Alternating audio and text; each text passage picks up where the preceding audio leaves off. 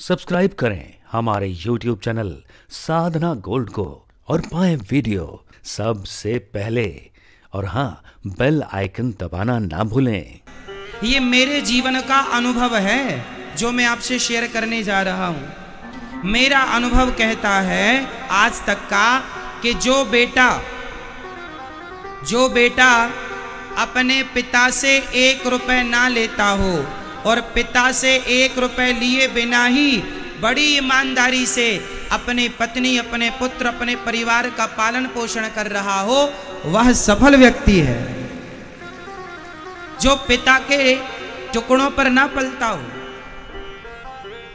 बल्कि अपनी कमाई से अपने पिता को भी संतुष्ट रखता हो, जो अपनी इच्छाओं की पूर्ति अपनी मेहनत के बल पे करता हो। देखो, सपने देखना बुरा नहीं है, सपने देखना बुरा नहीं है, सपने सबको देखने चाहिए, परंतु वो सपने अपने बलबूते पर देखना चाहिए।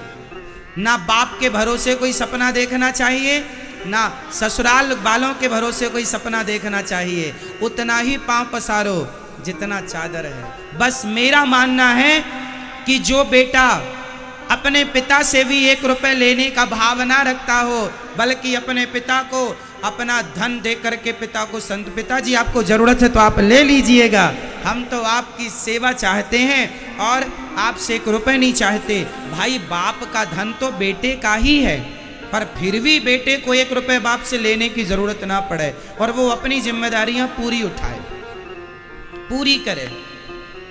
सपना देखे तो अपने बल से देखे, उसे मैं सक्सेसफुल मानता हूं, मैं उसे सफल व्यक्ति मानता हूं जो सारा काम अपने बलबूते पर करता हो, ना कर्जा लेता हो ना कर्जा के भरोसे रहता हो। क्यों जी, आपका क्या कहना है? सही है मेरी परिभाषा? हाँ, एक बेटा, एक सफल बेटा कौन है, एक सक्सेसफुली बेटा कौन है? वही बेटा है जो पिता के नाम से ना जाना जाए बल्कि इतना नाम कमा ले कि उसके नाम से उसके पिता की पहचान हो। ये एक सक्सेसफुली बेटे की पहचान है। अरे, बाप के नाम से कब तक पहचाने जाओगे? आप अपना भी तो नाम बनाओ, आपका भी स्टेटस क्या है, आपकी इमेज क्या है मार्केट में। बाप के नाम से अच्छा मैं फलाने का बेटा हूं, अच्छा फलाने के बेटे हैं ना, ये परिचय ना देना पड़े मैं फलाने का बेटा हूं, बल्कि ये कहें अच्छा आप फलाने के पिता हैं, वाह आप फलाने के पिता हैं। ये एक सक्सेसफुली बेटे की पहचान है। बाप के नाम से आप ना जाने जाएं, आपके नाम से आपके पिता को सम्मान मिले, ये चाहिए। लेकिन आजकल के बच्चे कैसे हैं? कुछ बच्चे जो बाप के टुकड़ों को ही खाते हैं, बाप की संपत्ति बेच बेच के गाड़ी घोड़ा खरीदते हैं, बाप का धन भी बर्बाद कर देते हैं। बढ़ाने की तो छोड़ दो, जो बाप ने दिया था वो भी माटी में मिला दिया। 3rd क्वालिटी का बेटा है ये, जो बाप का धन बेच बेच के गाड़ी बंगले का शौक पूरा कर रहा है। क्यों जी, सही है? अरे, बाप का नाम बढ़ाओ, इज्जत बढ़ाओ, उसके कारोबार को बढ़ाओ और सेल्फ डिपेंड बनो, आत्मनिर्भर बनो। किसी की तरफ मुंह ना देखना पड़े कि भैया तुम दो तो होगा काम। क्यों जी, सही है? सक्सेसफुली व्यक्ति की ये मेरी परिभाषा है। क्या कहते हैं, सही है परिभाषा मेरे हिसाब से या गलत बता रहा हूं मैं? सही है? ये सक्सेसफुल लोग। जरूरी नहीं है कि आप करोड़पति हो, आपका जो काम है छोटे से छोटा या बड़े से बड़ा वो करो, पर उस काम को ऐसे करो कि फिर आपको किसी से 1 रुपए मांगने की जरूरत ना पड़े। आप अपनी जिम्मेदारियां खुद पूरी करने लग जाएं। पापा मोबाइल के लिए पैसे दे दो, इतना बड़ा घोड़ा हो गया है, मोबाइल खरीदने की भी औकात नहीं है इसकी, बताओ क्यों? अरे, हमारे जब हम 16 साल के थे, 17 साल के थे, हमारे पास मोबाइल नहीं हुआ करता था। जब हमने कभी अपने पिता से मोबाइल नहीं मांगा, ना हमने कभी अपने पिता से खर्चे के लिए पैसे मांगे हैं। हाँ, छोटा सा था, मुझे याद है मेरे पिताजी ने मुझे आखिरी बार मेला घूमने को 2 रुपए दिए थे। आखिरी बार मुझे इतना याद है कि मेरे गांव के बगल में मेला लगता था, तो मेला देखने हम जाते थे, तो पिताजी से मांगा, पिताजी पैसे दो, मेला जाना है घूमने। तो मेला में मैं सबसे ज्यादा झूला करता था, बड़ा वाला झूला। तो उसकी टिकट 54 की आती थी, सस्ता जमाना था। 54 या 58 मतलब 50 पैसे की। तो 2 रुपए में हो जाता था, कुछ खा लेते थे, कुछ बच्चे थे घूम लेते थे। तो पिताजी ने 2 रुपए दिया था, वो आखिरी बार दिया था पिताजी ने। उसके बाद जब मैंने पढ़ना स्टार्ट किया और पढ़ने के बाद जरा सी अक्ल आई, समझ आई, उस दिन से मैंने पिता से 1 रुपए लेना बंद कर दिया, बल्कि जो कमाता था वो ले जाके पिता के चरणों में रख देता था। ये आपका मोबाइल लेना था तो अपने मेहनत से लिया, जो करना था बल से किया, मेहनत से किया। कब तक पिता का मुंह ताकेंगे? कब तक पिता का मुंह देखेंगे? किस किस के लिए पिता का मुंह देखेंगे? इसलिए जीवन में आप कुछ ऐसा करें कि आपको किसी से मांगना ना पड़े, यही आपकी सफलता है। आप भी अपने बच्चों को स्वावलंबी बनाने की शिक्षा दीजिए। इसलिए कहता हूं, कथा आप सुना करो, कथा में बूढ़ों के लिए भी ज्ञान मिलता है, आज की यूथ को, आज के युवाओं को भी ज्ञान मिलता है। आप बच्चों को कथा सुनवाओ, बहुत पॉजिटिविटी मिलती है कथा से। तो ये जिम्मेदारी, यदि माँ बाप जिम्मेदार हो गए कि बच्चों, माँ बाप की जिम्मेदारी कब पूरी होती है? माता शत्रु पिता वैरी ये न वालो न पाठिता, न शोभते सभा मध्य हंस मध्य वको यथा। वह माँ बाप दुश्मन है जो माँ बाप अपने बच्चों को संस्कार नहीं देते। यदि आपने अपने बच्चों को संस्कार नहीं दिया, शिक्षा नहीं दी, तो आप कौन से माँ बाप हैं? माता शत्रु, आप शत्रु हैं बच्चों के। पिता वैरी, पिता दुश्मन है, वह पिता दुश्मन है, वह माँ दुश्मन है जो अपने बच्चों को पढ़ाते लिखाते नहीं है, संस्कार नहीं देते। आजकल के बच्चों को आप लोगों ने इतने भी संस्कार नहीं दिए कि वो बड़ों से कैसी बातें करनी चाहिए, बात करने का ढंग क्या होना चाहिए। अरे आजकल तो लोगों को बात करने का भी ढंग नहीं है, कैसे बात करनी चाहिए, अपने से बड़ों का सम्मान कैसे करना चाहिए, कैसे बोलना चाहिए, ये भी नॉलेज नहीं है। आजकल लोग पढ़े लिखे बच्चे सिगरेट पीते हैं, शराब पीते हैं। पहले की शिक्षा शराबी नहीं बनाती थी, पहले की शिक्षा तो सरल बना करके श्रवण कुमार बना दिया करती थी। पहले की शिक्षा बच्चे को श्रवण कुमार बनाती थी, आजकल की शिक्षा बच्चों को शराबी बना देती है। पढ़े लिखे बच्चों में 95% बच्चे शराब पीने लग जाते हैं, हाँ या ना? 95% बच्चे सिगरेट पीने लग जाते हैं, गुटखा तंबाकू तमाम बात हो गई है। यदि आपके बच्चे शराब पीने लग गए हैं और आपके बच्चे तंबाकू सिगरेट गुटखा खाने लग गए हैं, धोखा देने लग गए हैं, झूठ बोलने लग गए हैं, तो आपका माँ बाप होना व्यर्थ हो गया। आपने माँ बाप होने का कर्तव्य पूरा ना किया। माँ बाप होने का कर्तव्य वही है, एक पिता का धर्म है कि वह बच्चे को इतना संस्कारी बनाए कि आने वाले लोग उसको देखकर कहें, वाह बेटा हो तो ऐसा हो, सब चाहें उस बेटे की तरह कि मेरा बेटा भी ऐसा हो। आप क्या चाहेंगे कि आपका बेटा शराबी हो, गंजेड़ी हो, झूठा हो, जुआड़ी हो? ना, आप कैसा बेटा चाहते हैं अपना? बोलो आज। आपका बेटा संस्कारी हो, स्वावलंबी हो, सेल्फ डिपेंड हो, आत्मनिर्भर। आपका बेटा प्राण चले जाए पर झूठ का साथ ना दे, सत्यवादी आपका बेटा हो।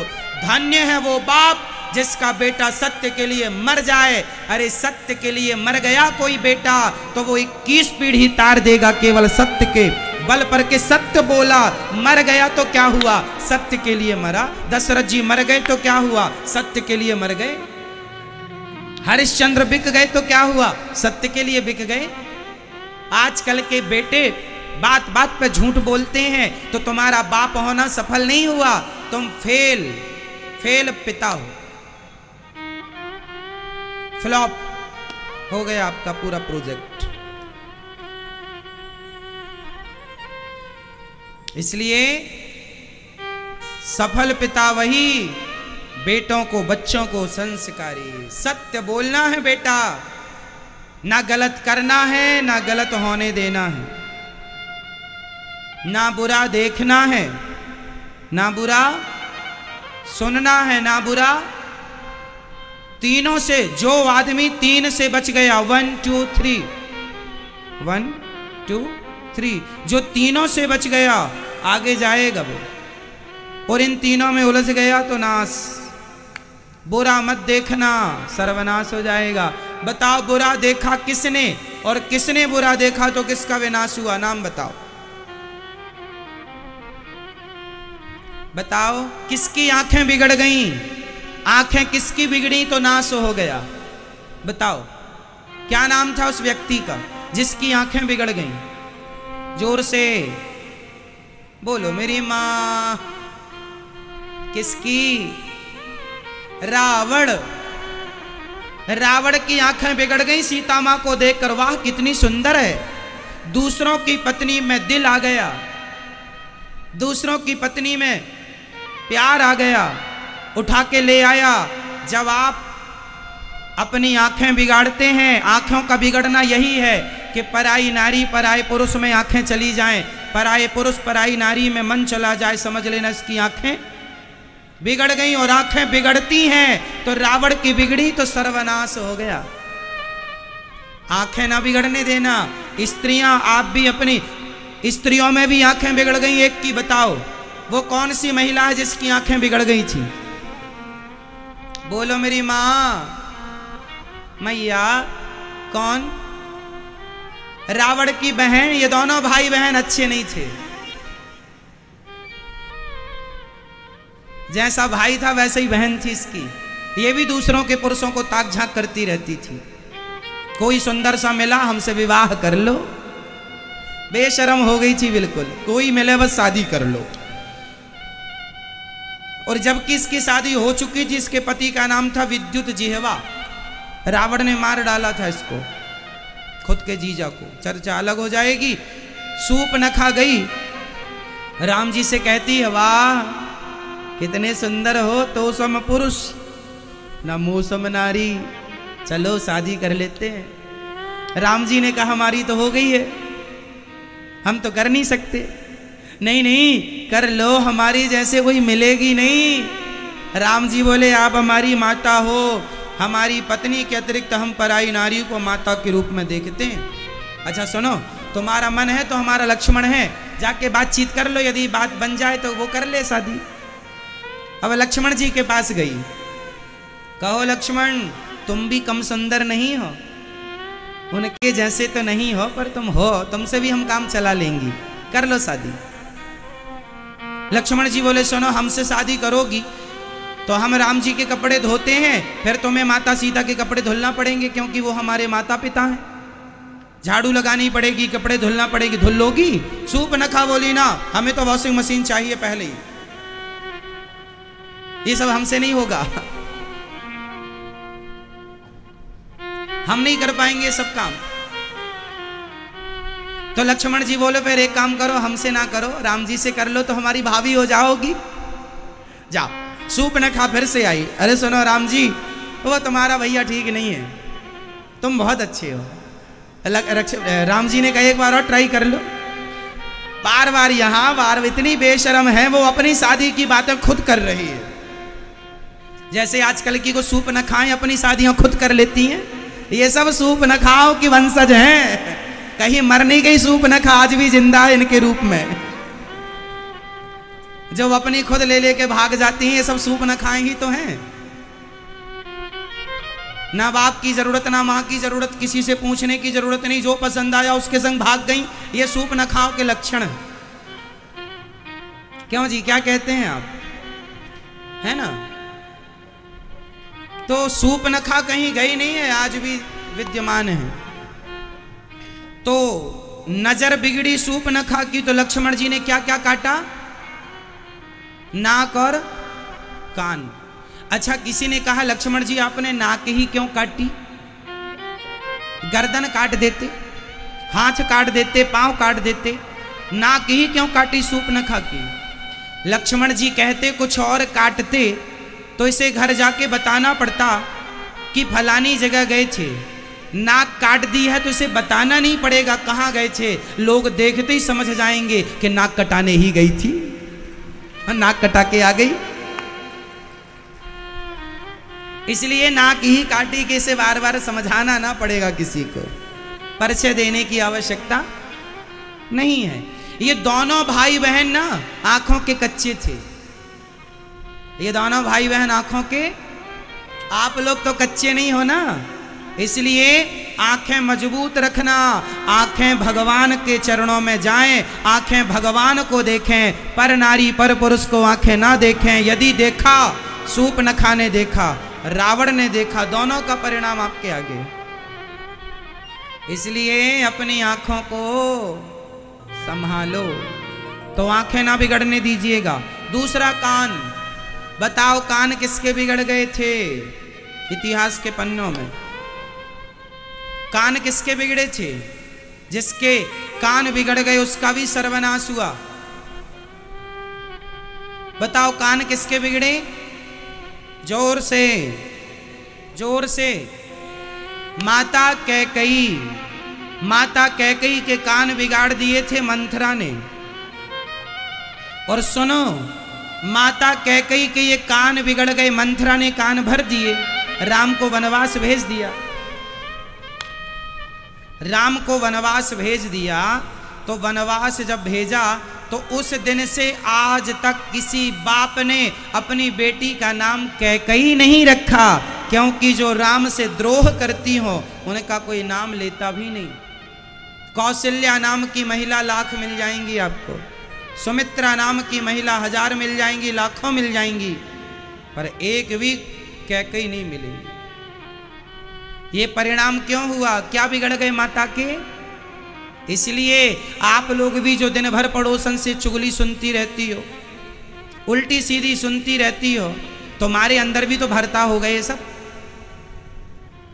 आजकल महिलाएं जो तुम निंदा चुगली करती हो ना दिन भर, इससे ही कई महिलाओं का घर उजड़ जाता, झगड़ा हो जाता है, अशांति हो जाती है, फिर भी आप मानती नहीं हो। हमारी माताएं तो 1-1 घंटे पड़ोसन से पंचायत कर लेती हैं, नॉन स्टॉप बोलती रहती हैं, मुंह नहीं थकता। बिल्कुल अपने दरवाजे में ये खड़ी है, उसके दरवाजे में वो खड़ी है, और दोनों प्रपंच चालू है। इसलिए मेरी माँ, व्यर्थ ना बोला करो, किसी की निंदा ना किया करो। आप बताओ, आपको पड़ोसन की निंदा करने से क्या मिल जाता है? इसलिए मत किया करो। आप करती हो मैया? आप में से कितनी माताएं पड़ोसन की निंदा करती हैं, चुगली करती हैं? जो करती हैं वो हाथ उठाओ। देखो, एक हाथ नहीं उठा। अब आप अपनी अंतरात्मा से पूछो कि चुगली करती हो कि नहीं? नहीं करती हो तो अच्छी बात है, और करती हो तो आज ही से बंद कर दीजिएगा। कोई लाभ नहीं है इन चीजों से। कई लोग, हमारा पड़ोसी ऐसा, हमारी पड़ोसन है, अरे क्या करना पड़ोसियों से, हम कैसे हैं? यदि बुराई देखनी है तो बताओ, बुराई किसकी देखनी चाहिए? किसकी? किसकी? बुरा जो देखन में चला, बुरा न मिलिया कोई, जो दिल खोजा अपना, हमसे बुरा न कोई। सबसे बुरा कौन है? हम। बुराई देखनी है तो स्वयं की, खुद की। अच्छाई देखनी है तो भगवान की। गोविंद आपके जैसा कोई अच्छा नहीं है और हमारे जैसा कोई बुरा नहीं है। अच्छाई देखना है तो भगवान की देख लो, और बुराई देखना है तो खुद की देख लो। हमें क्या करना कि पड़ोसी कैसा है, जैसा है अच्छा है। हमें क्या करना कि आप कैसे हैं। हमें क्या करना कि आपका बेटा कैसा है, हमारा बेटा कैसा है, हमारा बेटा किस रास्ते पर चल रहा है, उसे ठीक करो। तुम्हारा खुद का तुमसे संभलता नहीं है और पड़ोसन की तुम पंचायत करती हो कि तुम्हारा ऐसा, तो तुम्हारा कैसा है। इसलिए ना काहू से दोस्ती, ना काहू से बैर, कबीरा खड़ा बाजार में सबकी चाहे खैर। ना दोस्ती ना दुश्मनी। तो कान ना बिगड़ने पावे निंदा चुगली से। कैकई माँ के क्या बिगड़ गए कान। क्या हुआ, आग लग गई अयोध्या में, सुहाग उजड़ गया। जिस बेटे के लिए इतना षड्यंत्र रचा, उसी बेटे ने मां कहना छोड़ दिया। भरत जी ने मां नहीं कहा उसके बाद से अपनी मां कैकेयी को। जिस बेटे के लिए इतना प्रपंच रचा, इतना षड्यंत्र रचा मां ने, उसी बेटे भरत जी ने मां कहना छोड़ दिया। कीड़े क्यों नहीं पड़ गए आपकी जिह्वा पर जब आपने राम को वनवास भेज दिया। मां ऐसा कहा श्री भरत जी ने। सारा सपना धरा का धरा रह गया। कैकेयी का कोई नाम नहीं लेना पसंद करता था। कैकेयी मां की दासियां भी कैकेयी मां की सेवा करती जरूर थी, परंतु उनका मन नहीं था। ऐसी हालत हो गई थी माता कैकेयी की, कोई देखना पसंद नहीं करता था कैकेयी की तरफ। केवल राम जी ही जाकर के मां कैकेयी के पास बैठते थे, मां कैकेयी से हालचाल लेते थे। अर्थ यही है कि कान संभालिएगा। कान है तो कानों से कथा सुनो, आंख है तो ठाकुर जी का दर्शन करो, और तीसरा है मुंह, जिह्वा, वाणी। बताओ किसकी वाणी बिगड़ गई तो बहुत कुछ बिगड़ गया। तीसरा आखिरी उत्तर दीजिए, किसकी वाणी बिगड़ गई थी? जोर से आप बताओ, किसकी वाणी बिगड़ने से क्या हुआ था? आप बताओ भैया जी, किसकी वाणी बिगड़ी थी? कान बिगड़े थे कैकेयी के, आंख बिगड़ी थी रावण की, मुंह किसका बिगड़ा था? वाणी किसकी बिगड़ी थी? बोलो। वाणी बिगड़ी माता द्रौपदी की। द्रौपदी ने कह दिया था अंधों के अंधे होते। बस इतना सेंटेंस था, इतनी सी बात ने महाभारत खड़ा कर दिया। मेरी मां, आपका जो मुंह है ना, ये छोटा सा है, इसमें जो जवान है आपकी वो 3 इंच की है। कहते हैं गोली किसी को मार दो तो गोली का खाया बच जाएगा, पर बोली से मार दो तो नहीं बचेगा। भर जाते हैं वो घाव जो बनते हैं गोली से, पर वो घाव नहीं भरते जो बनते हैं कड़वी बोली से। शब्द संभाल के बोलिए, शब्द के हाथे न पाव। एक शब्द औषधि करे, एक शब्द करे घाव। इसलिए शब्द संभाल के बोलना चाहिए। बड़ी महिमा। शब्दों को कैसे बोलना है मेरी मां? संभाल कर। आपके शब्द हैं, इसका मतलब ये नहीं कुछ बोल देंगे। आप तो बोलकर भूल जाएंगे, पर जिसे बोला गया है वो भूलेगा नहीं। क्यों भूल जाता है? इसलिए आपकी वाणी है तो कुछ भी ना उल्टा सीधा बोला करो। बोलो यदि पहले तुम तौलो, फिर मुख को खोला करना।